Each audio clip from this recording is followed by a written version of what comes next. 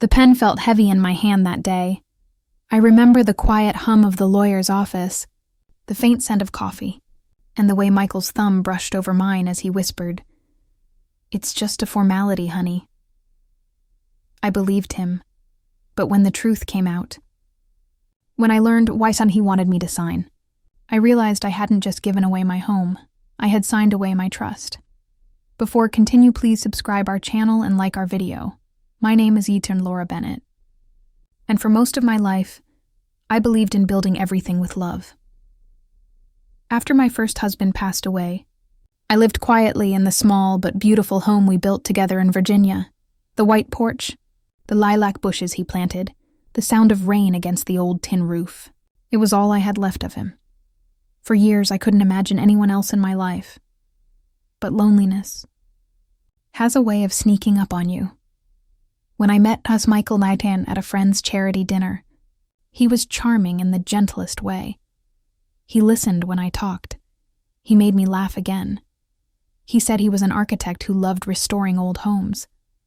"They have soul," he told me once, running his fingers along the cracked railing of my porch. "Like you do."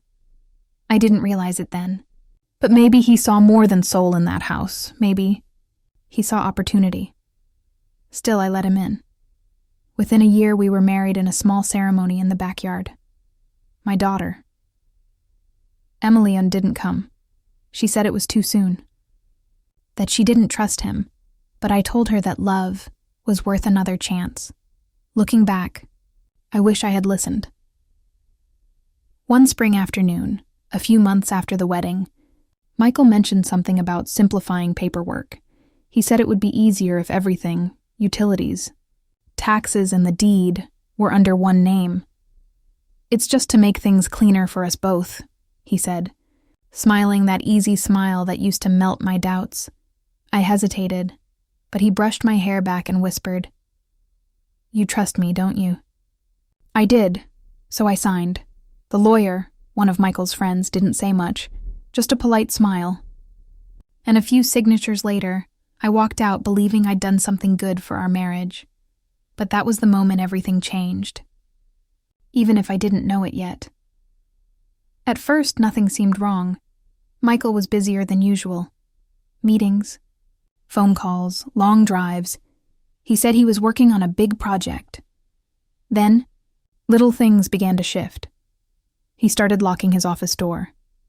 Bills that used to come in my name were now in his. And when I mentioned repairing the roof, he said, "Let's wait. No point spending more on a house that's not really yours anymore." I laughed, thinking it was a joke. But he didn't laugh back. A week later, I found a real estate agent's card on the kitchen counter. When I asked about it, Michael sighed. "Laura, don't make this difficult. The market's strong. We could move somewhere new. A fresh start. Smaller place." It felt like my heart dropped into the floor. "This is my home," I whispered. "You said you loved this place. I love you," he said, not meeting my eyes. But love isn't about clinging to the past. That night, I barely slept. Every creak in the old house sounded like a goodbye. I stopped baking, stopped gardening. The air inside felt wrong, as if the walls knew they didn't belong to me anymore. And then, one morning, I woke up to an envelope on the kitchen table, property sale documents already, signed by him. He had listed the house, my house. I went to the same lawyer's office where I'd signed those papers months earlier. The young assistant looked uneasy. When she saw me, "I just need to know," I said quietly. "What exactly did I sign?" Mr. Harris, the lawyer, came out. A kind man, but his eyes were heavy. He closed the door behind us and said softly, "Mrs. Bennett, the document transferred the property entirely into your husband's name." My knees went weak. "But he said it was just for tax purposes," Mr. Harris sighed. I remember that day. I tried to explain, but he stopped me. Said you already understood. That's when I realized he had known what he was doing all along. Michael hadn't been simplifying our lives. He had been erasing me from mine. I didn't shout. I didn't cry in front of anyone. That night, I packed a small bag and went to stay with Emily. She didn't ask questions, just made me tea and held my hand. When I finally told her everything, she said quietly, "Mom, we'll fix this, but you have to stay calm." Emily worked at a small law firm in town.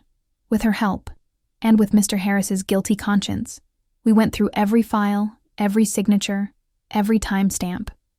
Turned out, the transfer hadn't been properly notarized. There were inconsistencies in the filing. Michael had rushed it, and in doing so, left room for reversal. It wasn't about revenge. I didn't want to destroy him. I just wanted back what was rightfully mine. So quietly, patiently, I let the process move through the court.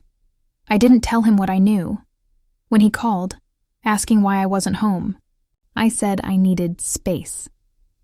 He didn't know the real storm was already forming behind the scenes. 3 months later, Michael arrived at Emily's doorstep.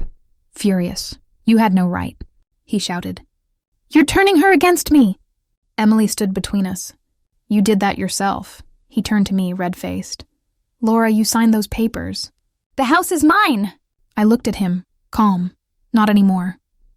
I handed him a letter from the court, a notice declaring the transfer void, and the property returned to its rightful owner.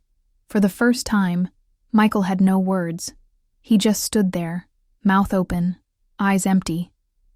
"You used me," I said softly. "You use love like a tool." He tried to speak, but I stopped him. "I don't hate you, but I won't let you take from me what I built. Before you ever came." He left that night, without another word. It took months to restore the peace in that house. I painted the porch again, planted fresh lilacs, and finally, the air felt like mine. Sometimes I still find small traces of him, an old mug, a forgotten tie. But they don't hurt anymore. They remind me of what I learned.